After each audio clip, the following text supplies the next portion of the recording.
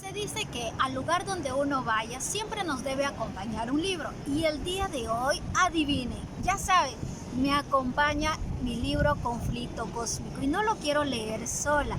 Como verán, estamos en un hermoso lugar y el día de hoy vamos a leer el capítulo 27. Acompáñame y tiene por título Se restaura la verdad. La reforma relativa al sábado se predice en Isaías. Así dijo Jehová: guardad derecho y haced justicia, porque cercana está mi salvación para venir y mi justicia para manifestarse. Bienaventurado el hombre que hace esto, y el hijo de hombre que lo abraza, que guarda el día de reposo para no profanarlo y que guarda su mano de hacer todo mal.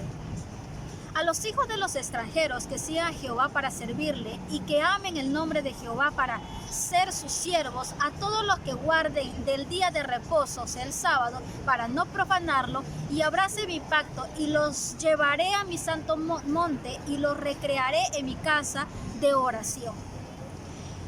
Estas palabras se aplican a la era cristiana, como se observa en el contexto, en el versículo 8 del libro de Isaías también. Aquí se anuncia anticipadamente la reunión de los gentiles por medio del Evangelio, cuando los siervos de Cristo predicarían a todas las naciones las buenas nuevas. El Señor ordena: ata el testimonio, sella la ley entre mis discípulos. El sello de la ley de Dios se encuentra en el cuarto mandamiento. Este es el único de los 10 que presenta tanto el nombre como el título del legislador. Cuando el sábado fue cambiado por el poder papal, su sello fue quitado de la ley. Los discípulos de Jesús han sido llamados a restaurarlo, exaltando el sábado como el monumento conmemorativo del Creador y la señal de la autoridad, de su autoridad. Se da la orden: clama a voz en cuello, no te detengas, alza tu voz como trompeta y anuncia a mi pueblo su rebelión y a la casa de Jacob su pecado. Aquellos a quienes el Señor designa como mi pueblo han de ser reconvenidos por sus transgresiones, pues como una clase que se considera a sí misma como justa en el servicio de Dios. Pero la solemne reconvención del que escudriña los corazones afirma que están pisoteando los preceptos divinos.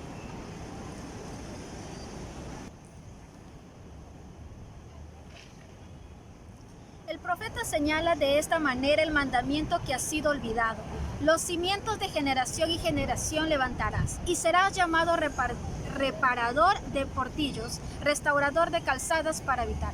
Si retrajeres del sábado tu pie de hacer tu voluntad en mi día santo, y el sábado llamares delicia, santo, glorioso de Jehová, y lo venerares, no haciendo tus caminos, ni buscando tu voluntad, ni hablando tus palabras, entonces te deleitarás en Jehová.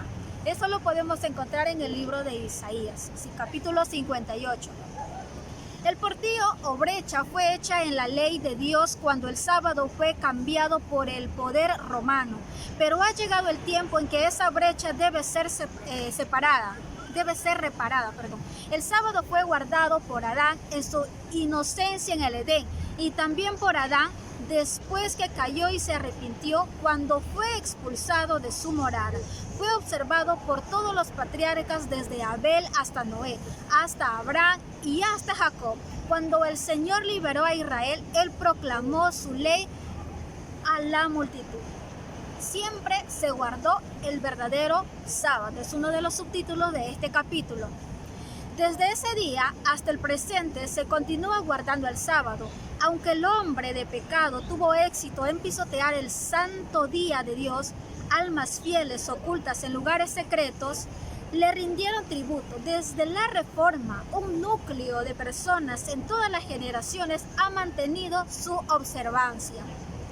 Estas verdades relacionadas con el Evangelio eterno distinguirán a la Iglesia de Cristo en el tiempo de su aparición. Aquí la paciencia de los santos, los que guardan los mandamientos de Dios y la fe de Jesús. Los que recibieron la luz concerniente al santuario y a la infalibilidad de la ley de Dios se llenaron de gozo al distinguir la armonía de la verdad. Anhelaron que la luz fuera impartida a todos los cristianos, pero las verdades que diferían de todo lo que el mundo creía no fueran bien recibidas por muchos que aseveraban seguir a Cristo. A medida que se representaban las exigencias relativas al sábado, muchos decían: siempre hemos observado el domingo, nuestros padres lo observaban y muchos hombres buenos han muerto felices observándolo. La observancia de un nuevo día de reposo nos hará estar en desacuerdo con el mundo. ¿Qué podrá realizar un pequeño grupo de observadores del sábado contra el domingo? ¿Qué podrá, realizar un pequeño grupo de observadores del sábado contra todo el mundo que guarda el domingo? Usando argumentos similares, los judíos justificaron su rechazo de Cristo. Así, en los días de Lutero, los papistas razonaban que los verdaderos cristianos habían muerto en la fe católica. Por lo tanto, esa religión era suficiente. Tal razonamiento resultará una barrera para todo progreso en la fe. Seguimos. Muchos afirmaban que la observancia del domingo había sido una costumbre muy difundida de la Iglesia durante siglos. En contra de este argumento, se presenta el hecho de que el sábado y su observancia eran aún más antiguos, tan antiguos como el mundo mismo, habían sido establecidos por el anciano de días. En ausencia de este testimonio bíblico, muchos afirmaban: ¿por qué no entienden nuestros grandes hombres esta cuestión del sábado? Pocos creen como ustedes. No puede ser que ustedes estén en lo cierto y todos los hombres de saber estén errados. Para refutar tales argumentos se necesita solamente citar los textos de la Biblia y la forma en que el Señor trató con su pueblo en todos los siglos. La razón por la cual Dios no elige con mayor frecuencia a hombres de saber y posición para que sean los dirigentes en las reformas es que ellos confían en sus credos y en sus sistemas teológicos y no sienten la necesidad de ser enseñados por Dios. Y concuerdo mucho con esto. Si ustedes mismos se dan cuenta, personas que tienen mucho dinero, como en el lugar donde nos encontramos, puede que gente que viva en estos lugares, que tenga mucha economía, y pueda decir: no tengo necesidad de nada, incluso de decir: no tengo necesidad de Dios. Por eso es que Dios nos llama a ti y a mí, en sí a todos, para poder dar a conocer estas buenas nuevas a las personas. Seguimos. En cambio, los que poseen poco el saber transmitido por las escuelas, a veces son llamados a declarar la verdad, no porque sean incultos, sino porque no confían demasiado en sí mismos y así pueden ser enseñados por Dios. ¡Qué maravilla! Es la gran realidad de la actualidad. Su humildad y obediencia los hace grandes. La historia del antiguo Israel es una notable ilustración de la experiencia pasada del cuerpo de creyentes adventistas. Dios condujo a su pueblo en el movimiento adventista, así como condujo a los hijos de Israel en la salida de Egipto. ¿Recuerdas esa historia? Sí, ¿verdad? Si todos los que habían trabajado en forma unida en la obra en el año 1844 hubieran recibido el mensaje del tercer ángel y lo hubieran proclamado como el poder del Espíritu Santo. Hace años esta tierra había sido amonestada y Cristo había venido para redimir a su pueblo. No es la voluntad de Dios, es uno de los siguientes subtítulos de este capítulo. Vamos con ello. No era la voluntad de Dios que los hijos de Israel vagaran 40 años por el desierto. Él quería conducirlos directamente a Canaán y establecerlos allí como un pueblo santo y feliz. Pero ellos no pudieron encontrar a causa de la incredulidad. Eso lo podemos encontrar un poco más en el libro de Hebreos capítulo 3.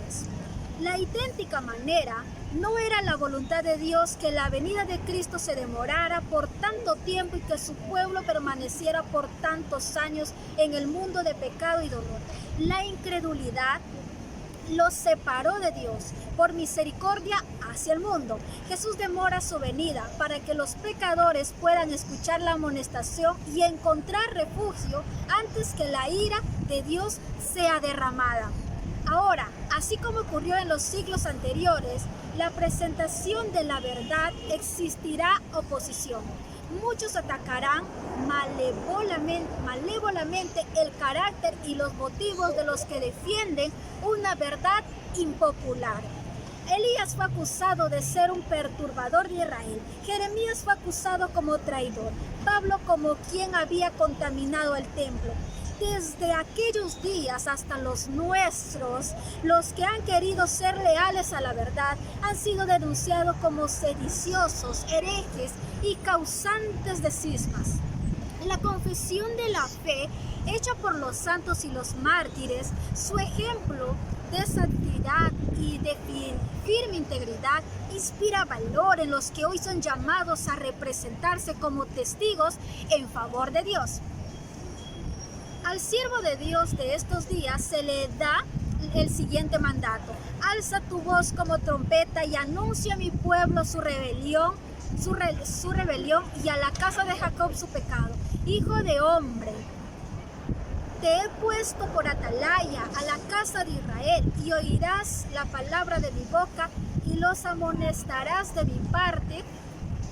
Eso lo podemos encontrar también en el libro de Isaías y Ezequiel. El gran obstáculo para la aceptación de la verdad es que la misma involucra inconvenientes y aprobio. Este es el único argumento en contra de la verdad que no ha podido refutar sus defensores. Pero los verdaderos seguidores de Cristo no esperan que la verdad se haga popular. Ellos aceptan la cruz, confiados con el apóstol Pablo. Ellos aceptan la cruz confiados con el apóstol Pablo en que esta leve tribulación momentánea produce en nosotros un cada vez más excelente y eterno peso de gloria, teniendo como antaño a Moisés por mayores riquezas de vituperio de Cristo que los tesoros de los egipcios.